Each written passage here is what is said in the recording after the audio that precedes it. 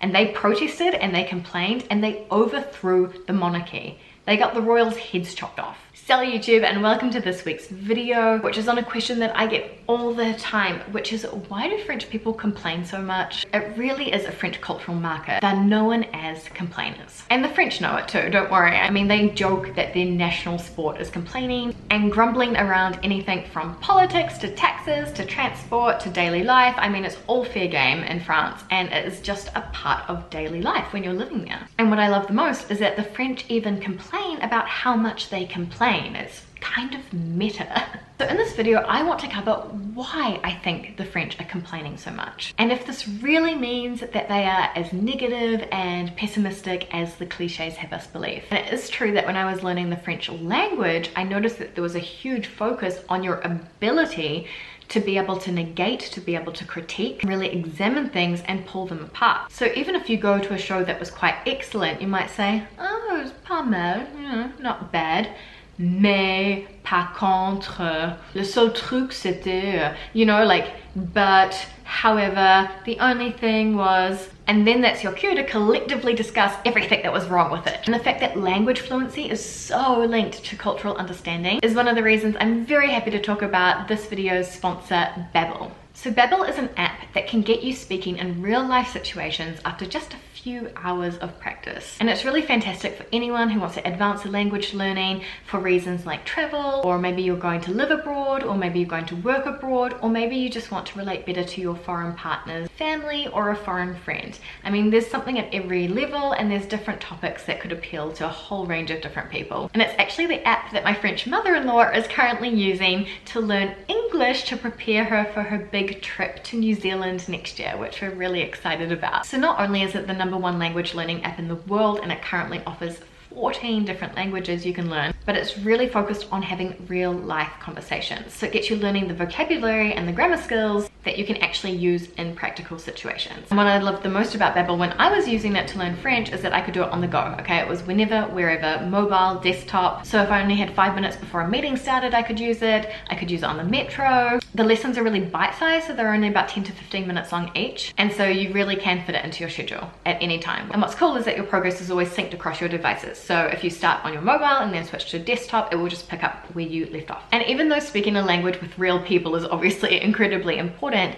it's a real confidence booster, because what you can do is actually practice with the app, because it simulates the conversations that you'd have with a native speaker. And then the app's speech recognition technology helps you to get it right and helps you to pronounce the words right. So you can kind of practice before jumping in and trying it out in the real world. And most importantly, what I really loved is that the lessons are actually fun and diverse, and they take into account your personal situation and your personal learning style. So not only is there a wide range of topics that will interest you, like travel, food, business, but the learning style is changing all the time. So it's really well done. And if my 70-year-old mother-in-law can do it, so can you. So if you want to improve your language speaking abilities, you can download Babbel using the link in the description. And by signing up for 3 months, you'll get 3 months for free, which gives you 6 months in total to make real progress on your chosen language. So enjoy, and I hope that you're able to learn all the words you need to be able to complain in French.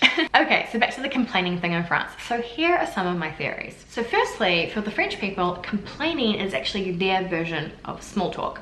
So they don't talk about the weather, they complain instead. The French complaining, rather than meaning that French people are like miserable and depressed all the time, it's actually more so like a social lubricant, okay? It gets people talking and bonding, and by venting and sharing frustrations, it's a way that they can connect. And by directing everyone's frustrations towards these sort of common causes, right? So just daily nuisances, transportation, taxes, politics, work, all of those good things, you're able to kind of find out what you have in common with each other very, very quickly. And I remember working in France, you would absolutely start your day by this. You would absolutely start your day with complaining and venting a little bit with your colleagues over a coffee. I mean, if it wasn't about the heat of the metro, how inconsiderate some people can be, the latest thing going on in the news, how busy a certain place got on the weekend, I mean, anything was up for grabs, and we would all be agreeing together how annoying it was. Another theory is that spreading joy and positivity isn't really well accepted in France or the French culture. And here's the words of a French person commenting on one of my previous videos on this exact topic. About the complaining, maybe it's a way to get attention, empathy, compassion, because you have to suffer to get some. If you're happy, you won't get some. but more likely jealousy. If you show how much you're happy and have a good life, people will be jealous and will hate you and try to ruin it. If you're as unhappy as they are, it's okay, you're just one of them. And also, if you show that you are successful and enjoy life, then it means that you're someone lucky and privileged, above most people, as if you stole something from them. Or it might mean that you're a simpleton who's happy with nothing. So that's quite a strong view, but I think it does give you some interesting cultural insights. And there is definitely something about being a simpleton. If you are like just happy and positive and like all the time, I mean, that's not really seen as being intelligent in France, which I'm going to get to a little bit later. I've also noticed that French people can be a little bit skeptical and think that someone's a hypocrite or someone's sort of fake if they're overly positive. So if you're French, I would love to hear your opinion on this particular theory. So please feel free to write a comment to me below while you continue to watch the video. You can write a comment at the same time. I'd really love to hear your opinion on this one. And maybe you're thinking, like a typical New Zealander, like, what's the point of sitting around and complaining? It doesn't do anything, it doesn't help anyone. But in France, lest we forget, it has and it does. So this brings me to my next theory, which is that complaining brings change. The French Revolution taught the French, if we don't complain, things won't change. And they protested and they complained and they overthrew the monarchy. They got the royals' heads chopped off. And even if they're a country where in general there's a lot of things going for France and a lot of things going very, very well, like in terms of education and healthcare and things like that, it's often seen as not quite enough and they want things to be even better. So linked to that, getting vocal about the things that you don't think are quite good enough, protests and strikes and all those good things that the French are known for, it's actually a really vital tool for social change. From the 1968 demonstrations to the Gilets jaunes and Yellow Vest movement, shouting grievances in the street is an inherent part of the French strategy for defending their rights and their liberties. So if you knew that by complaining and even better getting together as a collective to voice frustration and say this isn't good enough could actually result in change, wouldn't you do it more often? And my final theory on this is perhaps the most complex and hard to sort of pick apart, but I do wonder sometimes if we are confusing complaining with critique and debate, which are kind of different notions. Because I'll admit it, I've met plenty of cultures that love a good complain. The Brits are one, okay, over in the UK, they can be a bit gloomy and pessimistic. They can complain about the weather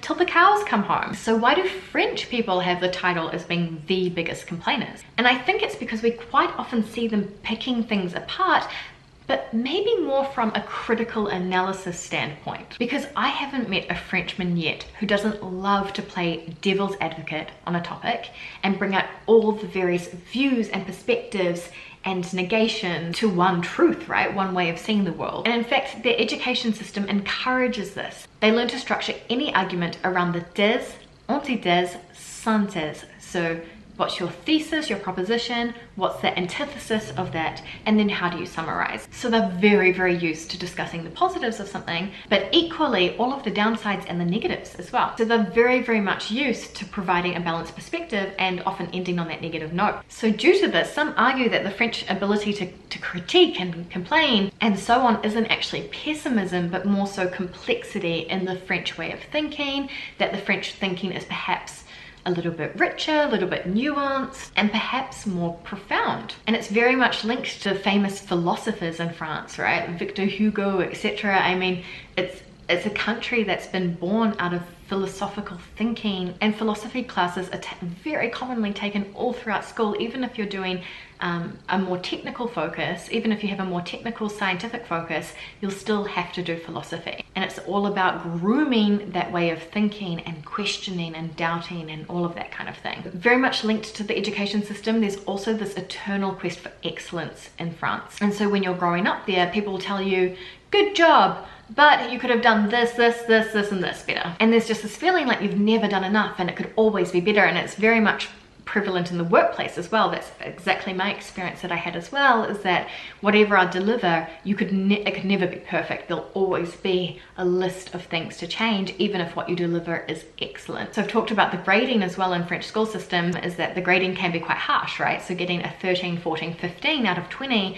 for a very brilliant student is actually a job well done. In certain topics, of course, like math or science, it may be easier to get those higher grades, but in general it's kind of viewed as, okay, here's a piece of work, how can I go through it and be like, take a point off, take a point off, take a point off, if that makes sense. And it's just well known that in France you have to bring up the negatives to come across as having a certain level of intellect. If you're the kind of person that just says, yeah, it was great, and leave it at that. They won't think that there's very much going on up here. Further, in terms of friendship, I feel that the French won't be able to fully get to know you or won't want to fully go there in terms of friendship if you don't vent with them, because they won't feel like they can go to you when they've had a bad day and they want to complain and they want to vent, and that's really essential in terms of a friendship and building a deep relationship. So if you're not like that with them, your relationships may stay really surface level. So do I think the French have a tendency to see the glass half empty? Yes, but are they as miserable and pessimistic as we believe? Honestly, I don't think so. I really think there's a mix of all these things that I've mentioned going on, and it's just a very distinctive cultural marker in terms of the way people tend to act and behave. I'd love to hear your opinions down below. Which of these reasons or theories do you think sounds most likely to you? Maybe it's a mix, or maybe you think it's something else entirely. I'd love to hear from you, and otherwise I'll see you guys in the next video. A bientôt!